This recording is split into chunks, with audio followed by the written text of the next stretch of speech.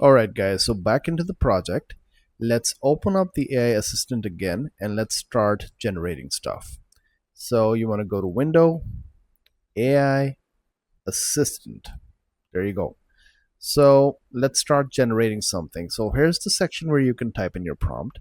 And I'm going to go ahead and I'm going to do a character using a 2D image. So what if I give it a prompt in text and I give it an image, a reference image of a 2D character sprite?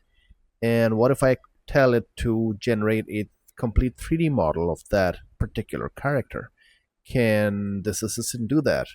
Well, surprisingly, it can. If you can give it 2D images, which are, generally detailed, it can do a pretty good job of generating 3D assets using those images. It's the same thing with levels. If you can give it an overview image of a top-down level, even if the image is in 2D, it's going to go ahead and generate a 3D map for that particular image. It's going to create a 3D mesh for that particular level. So I already have one character image downloaded. It's a simple 2D character, and I'm going to include that with the lesson resources. So let me just show you where that is. Inside the Unity course, I have a folder called Reference Art. Inside here, you have another folder called Character. I want to keep everything sorted. If I have more images here, I'm going to put them in their own particular folders so that everything is self-explanatory. Inside of character, there's our basic character. This image is our character image. I'm going to give the Unity AI assistant this image, and I'm going to tell it to generate a 3D model for this character using this image. Let's try that out. So I can even drag and drop this in. So let me just open up Unity and let's type in the prompt.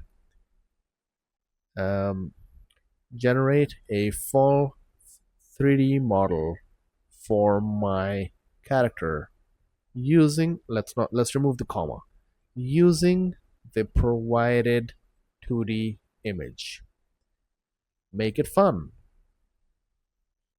And now if I just drag and drop that particular image, let me just grab that, drag and drop it. There you go. It's now attached to my prompt.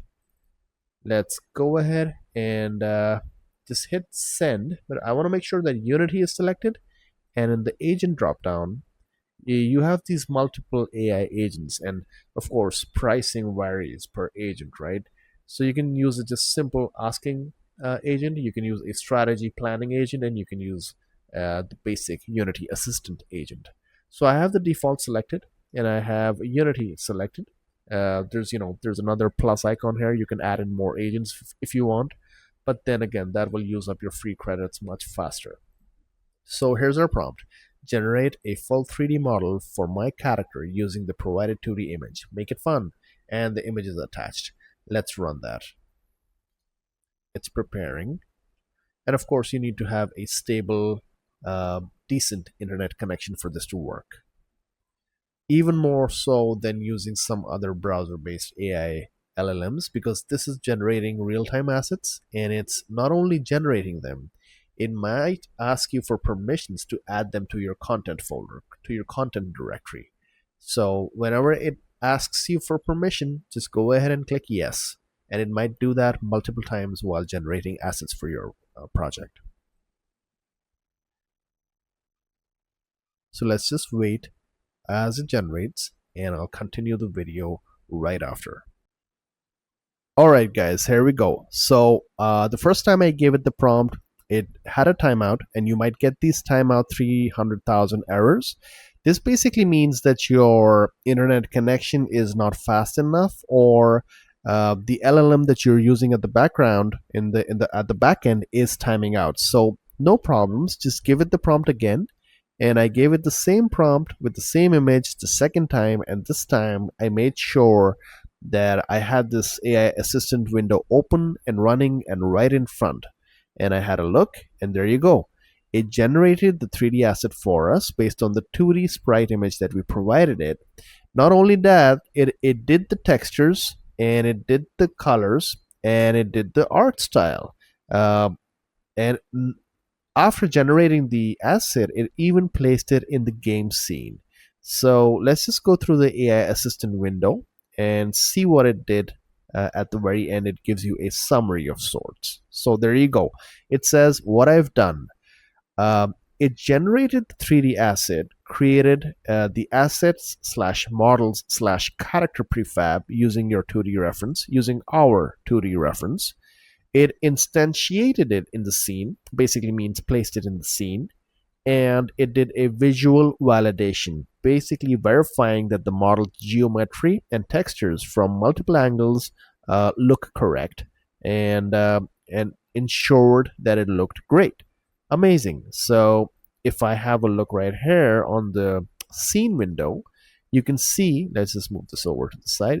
You can see that it got the hair color correct, the skin color correct, and it even got the sword color and textures correct.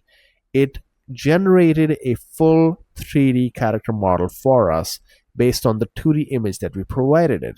Let's just open up the 2D image again and have a look, because you might be forgetting how great of a job it did. Look at that.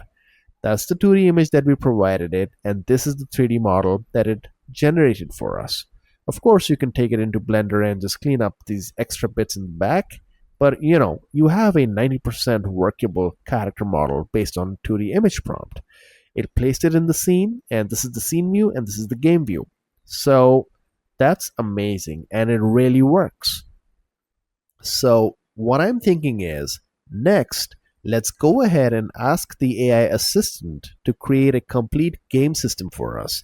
I'm thinking this course is about a top-down adventure game, so let's ask the AI assistant to go ahead, create a top-down maze-like level for us, create some obstacles that we cannot pass through, add some controls that we can move around with, and maybe have some coins or collectibles that we can pass through. And once we do, we get a visual prompt on the screen telling us that our score has increased. Let's tackle all of that in the next video. And if that works, then we will have two pieces. We will have a character and we will have a game. Then we can go ahead and combine both. And you will eventually end up with your own AI generated top-down adventure game. So let's take it from there.